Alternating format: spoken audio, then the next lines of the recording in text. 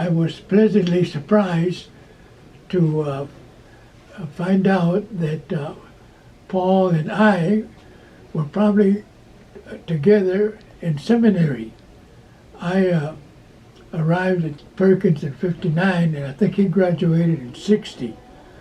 So although we didn't get to know each other personally, we were together at that time. It took 50, 60 years later that I came to know Paul again, or to be with Paul.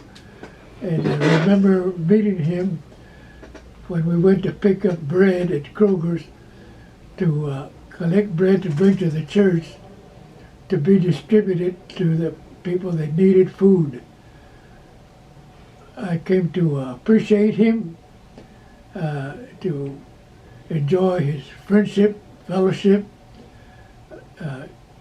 his faithfulness in being present in the church with his trombone, accompanying the congregation in worship. Appreciate Paul so much for his dedication, for his faithfulness, and for the way that he gave his life to serve the church, to serve the people, and to serve the Lord. I remember you always with fond memories.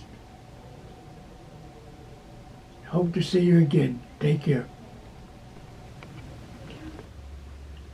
I have a very clear picture of Paul in my mind's eye. What immediately comes to mind is his tall figure, standing in line, chatting with me at church potlucks. Certainly I see him sitting in choir, playing his trombone during worship. But most of all, I can hear Paul's unmistakable voice. Those are images that are engraved in my mind's eye.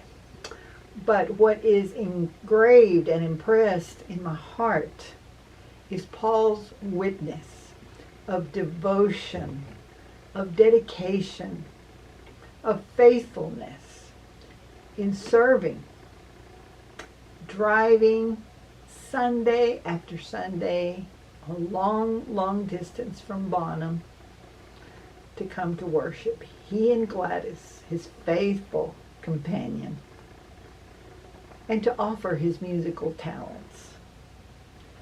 Thank you, Paul, for blessing us by your faithful witness and your talent.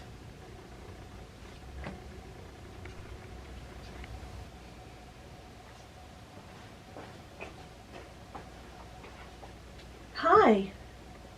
I was blessed to know Paul Cardwell for 40 years. I did not meet Paul Cardwell through the church, although we ended up attending the same church.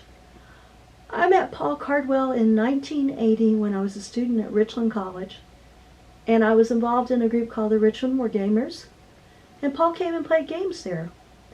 Paul was a very big proponent of role-playing gaming, something that my husband and I love too.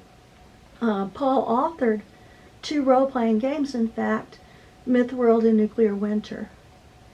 And he was a staunch defender of role-playing games against the popular media and some pop culture preachers that preached against it. And he would write letters to newspapers as far away as Phoenix if he felt that role-playing gaming was being attacked.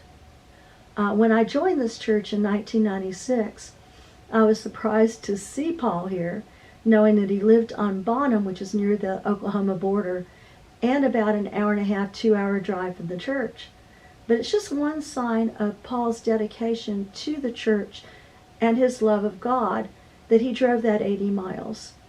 When I asked him about it one time, he said that he had spent too many years in Vancouver and that Bonham was a lot closer to the church than Vancouver had been. Paul had a love of music. He was an amateur ornithologist, an amateur paleontologist, an amateur geologist. And I really will miss him calling me up to tell me about some uncommon or rare bird that he had spotted in Bonham. I'll miss Christmas when he would bring out the pogo song sheets and regale us with Deck the Halls with Boston Charlie.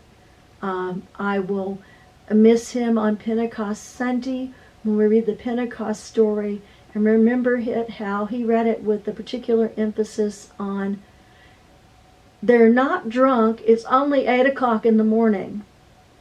I'll just miss Paul in general. Paul was a devoted member of the church. He was a friend. He was an accomplished musician. You name it, that was Paul. Paul was a true Renaissance man, and he will be dearly missed. Thank you.